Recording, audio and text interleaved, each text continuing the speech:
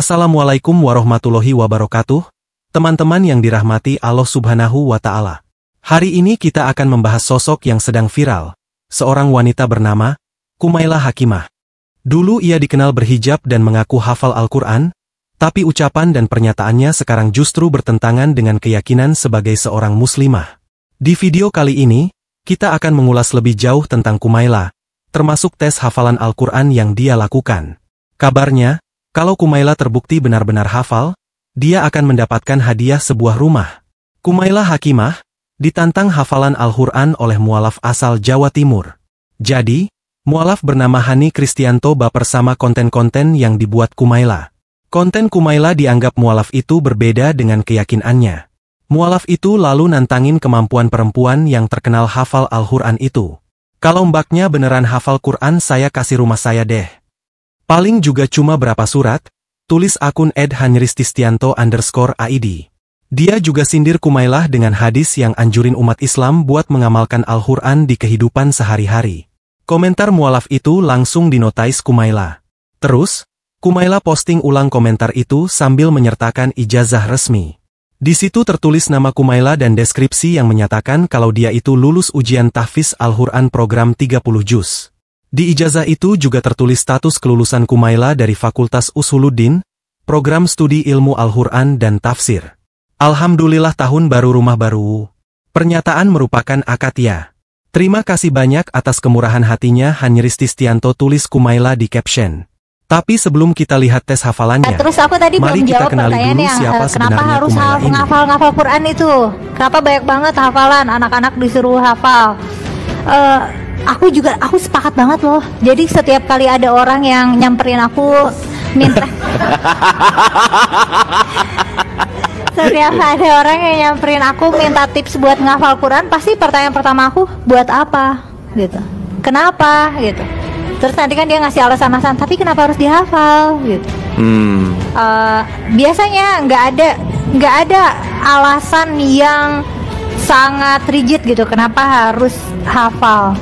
Waktu kecil aku juga bingung kenapa orang-orang dewasa sekitar aku sangat bangga terhadap aku yang hafal Quran. Jadi sama pesantren tuh kadang aku suka dibawa ke majelis talim di Jakarta, di mana buat kayak bahan marketing gitu loh. Oh, oke.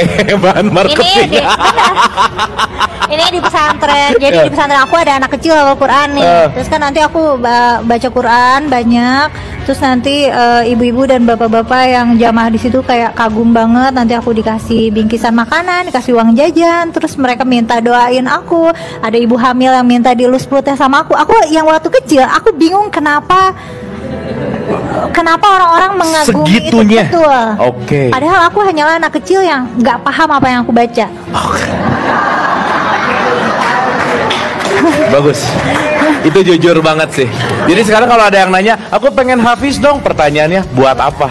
Buat bener apa? sih.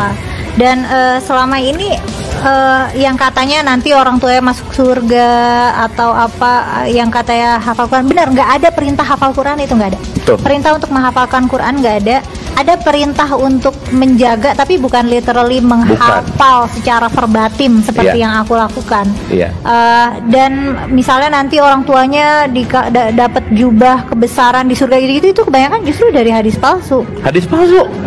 Oh gitu. Jadi bisa jadi hafal Quran sebenarnya tidak seistimewa itu. Oke, menarik nih. Dan ngapain? Aku ngerasa juga ini anak-anak banyak banget PR hafalannya. Waktu kecil kebetulan kayaknya menghafal itu salah satu core strength aku, jadi termasuk gampang. Malah kayak kitab-kitab kecil tuh kayak sengaja aku hafalin, nggak tahu buat apa, nanti supaya kalau ujian ditanya aku bisa jawab secara verbatim dari kitab gitu. Emang yang teksnya di kitab gitu, kayaknya supaya pamer aja sih. Karena kan gue hafal loh gitu ya. Karena guru-guru kita, sekolah kita sangat menghargai hafalan. Yang mana padahal kalau secara level kognitif, hafalan itu adalah skill kognitif yang paling rendah. Karena kan menghafal itu membeo. Itu kayak bayi, kayak diajarin mama ini papa, kayak emang selevel itu. kalau menghafal. Kita sering dengar ya cerita-cerita tentang nabi-nabi. Ada nabi yang membunuh anak kecil, ada nabi yang bisa masuk ke dalam api dan lain sebagainya itu. Itu dongeng apa sejarah sih? Waduh. Jadinya kalau aku menyimpulkan itu dongeng. Karena kisah kalau gitu ya, kisah yang bisa kita ambil moral story-nya gitu ya. Bisa jadi begitu. Atau kadang ada juga kisah yang gak jelas moral story-nya apa ya. Iya benar juga ya. Kayak kisah Nabi Khidir kan mau diambil moral story-nya apa gitu. Toh kita nggak bisa baca masa depan, dan kita nggak akan ngambil keputusan misalnya bunuh anak kecil atau nenggelamin kapal yang isinya ada orang gitu kan. Apa yang bisa diambil gitu. Untuk sekarang sih aku menyimpulkannya itu dongeng, kisah-kisah, dan itu memang pertama banyak figur-figur nabi-nabi ini tidak bisa dikonfirmasi secara historis ya, tidak ada jejak arkeologisnya gitu. Kalau nabi-nabi yang udah jauh nih ya, udah gitu tambah lagi kisah-kisahnya kan kayak legenda gitu ya. Mujizat-mujizat ini kan terlalu ajaib, melawan hukum alam,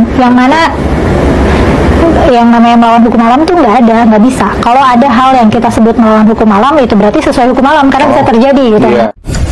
Teman-teman, seperti yang kalian lihat, Kumaila mengatakan bahwa kisah para nabi dan rasul adalah dongeng. Mukjizat para nabi diragukan, dan bahkan menyebut bahwa menghafal Al-Quran itu seperti beo atau anak bayi. Pernyataan seperti ini jelas kita sayangkan. Bagaimana mungkin seorang yang mengaku muslimah bisa meragukan kitab sucinya sendiri? Ada beberapa catatan penting yang ingin kami sampaikan, sebagai bentuk nasihat, bukan hanya untuk Kumaila, tapi juga untuk kita semua yang mengaku muslim. Yang pertama, Allah telah berfirman dalam Surat Yusuf ayat 111. Sungguh, pada kisah-kisah mereka itu terdapat pelajaran bagi orang-orang yang mempunyai akal. Al-Quran itu bukanlah cerita yang dibuat-buat, tetapi membenarkan kitab-kitab sebelumnya, menjelaskan segala sesuatu, dan sebagai petunjuk serta rahmat bagi orang-orang yang beriman. Jadi, jika Kumaila menyebut kisah dalam Al-Quran hanyalah dongeng, maka itu sudah jelas bertentangan dengan firman Allah sendiri. Yang kedua, jika Kumaila berani meragukan mukjizat para nabi dan menyamakan hafalan Al-Quran dengan beo, wajib baginya mendatangkan bukti ilmiah untuk mendukung pernyataan tersebut. Kalau tidak bisa membuktikan, ya, pernyataan tersebut hanya omong kosong belaka. Ini menunjukkan minimnya pemahaman Kumaila tentang agamanya sendiri. Dalam pepatah, tong kosong nyaring bunyinya. Nah, yang ketiga, mari kita dengarkan penjelasan dari Ustadz Adi Hidayat, Hafidzohullah. Beliau mengatakan bahwa para penghafal Al-Quran itu terbagi menjadi 3 golongan. 1. Mereka yang menghafal dengan ikhlas karena Allah. 2. Mereka yang menghafal untuk mencari dunia, seperti ketenaran atau keuntungan pribadi. 3. Mereka yang menghafal tapi tidak mengamalkan, bahkan bisa jadi menipu atau berbuat zalim.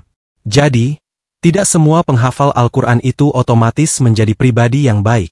Kalau ada yang mengaku hafal tapi ucapannya bertentangan dengan ajaran Islam, ya kita jangan heran.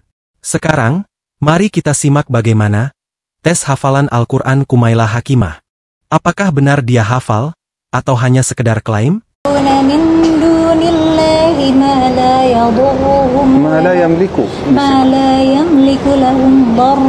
لا يملك لهم رزقا.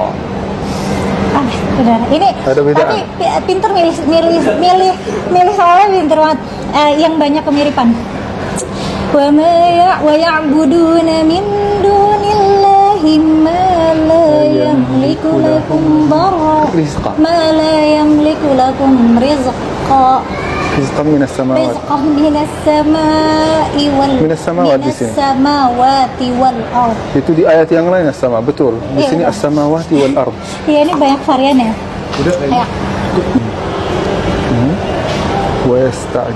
ويستعجلونك بالعذاب وهم ولن يخلف ويستعجلونك بالعذاب ولن يخلف الله عليهم ولن يخلف الله وعده ولن يخلف الله وعده Wa inna yawman wa inna yawman 'alal inda rabbika wa inna yawman 'inda rabbika alfasanatin ka'alfi sanatin mimma ta'uddun. Bagus. Khalidin Wa ka'ayyin min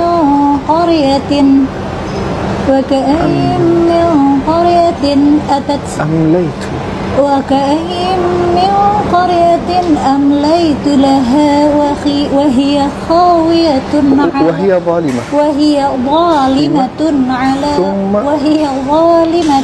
ثم أخذتها di sini. فكيف كان وإلي المصير. Di pesantren, lingkungan pesantren, dan Mbak Kumaila ini lulusan tafsir, betul? Dan yang menarik Ibu dan Bapak, Mbak Kumaila ini hafiz Quran. Oh. Jadi kalau Ibu Bapak mau nanya Quran, top lah gitu ya. Itulah sosok Kumaila Hakimah yang penuh kontroversi. Dalam banyak kontennya, dia bukan hanya meragukan, tapi bahkan mengkritik ajaran Islam secara terang-terangan. Semoga video ini menjadi pelajaran buat kita semua untuk lebih menjaga iman dan mempelajari agama dengan benar. Jangan mudah terpengaruh oleh orang-orang yang menyebarkan keraguan tentang Al-Quran dan ajaran Rasulullah. Jangan lupa untuk like, share, dan subscribe, supaya nggak ketinggalan video terbaru dari kami. Wassalamualaikum warahmatullahi wabarakatuh.